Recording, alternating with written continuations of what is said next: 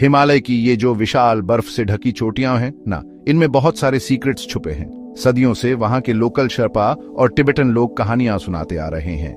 ये कहानियां एक मिस्टीरियस जीव के बारे में हैं, एक बहुत बड़ा बंदर जैसा दिखने वाला प्राणी। इस जीव को येटी कहते हैं, या कुछ लोकल बोलियों में मिगोई, जिसका मतलब होता है जंगली आदमी। ये कहानी उनके कल्चर में एकदम रची बसी हुई है। उनकी लोक कथाओं और रोज की बातचीत में इसकी एक रियल प्रेजेंस है। येटी सिर्फ एक कहानी नहीं है, ये इन खतरनाक पहाड़ों की जंगली बेकाबू स्पिरिट का सिंबल है, जो इसके साये में रहने वालों के मन में डर और गहरा अचंभा दोनों पैदा करता है।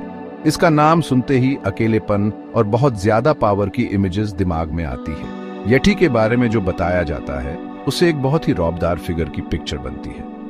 कहते हैं कि यह इंसान से काफी लंबा होता है, शायद 6 से लेकर 10 फीट से भी ज्यादा ऊंचा।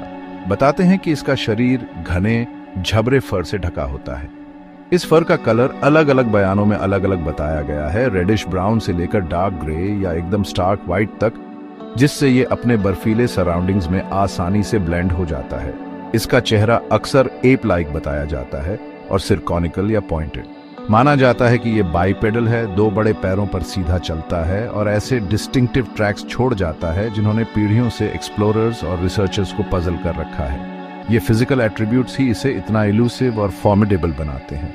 येटी का रिपोर्टेड हैबिटेट भी खुद क्रीचर जितना ही फॉरबिडिंग है। कहते हैं कि ये हिमालय के रिमोट हाई एल्टीट्यूड रीजन्स में घूमता है, खासकर नेपाल, भूटान और तिब्बत में। ये वो एरियाज हैं जो इंसानी बस्तियों से बहुत दूर हैं, जहां हवा पतली होती है और वेदर एक्सट्रीम होता है। माना जाता है कि ये क्रीचर डेसोलेट स्नोफील्ड्स, आइसी केव्स और डेंस हाई एल्टीट्यूड फॉरेस्ट्स को प्रिफर करता है।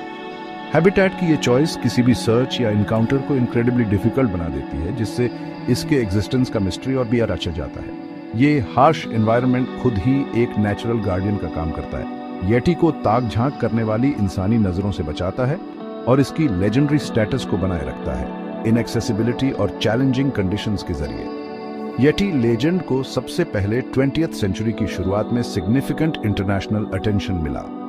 वेस्टर्न माउंटेनियर्स और एक्सप्लोरर्स ने स्ट्रेंज फुटप्रिंट्स रिपोर्ट करना और लोकल कहानियां सुनना शुरू किया। अबॉमिनेबल स्नोमैन टर्म 1921 में एक जर्नलिस्ट ने कॉइन किया था, जो एक लोकल टर्म का मिसट्रांसलेशन था, जिसका असली मतलब फिल्थी स्नोमैन या बेयर मैन जैसा कुछ था।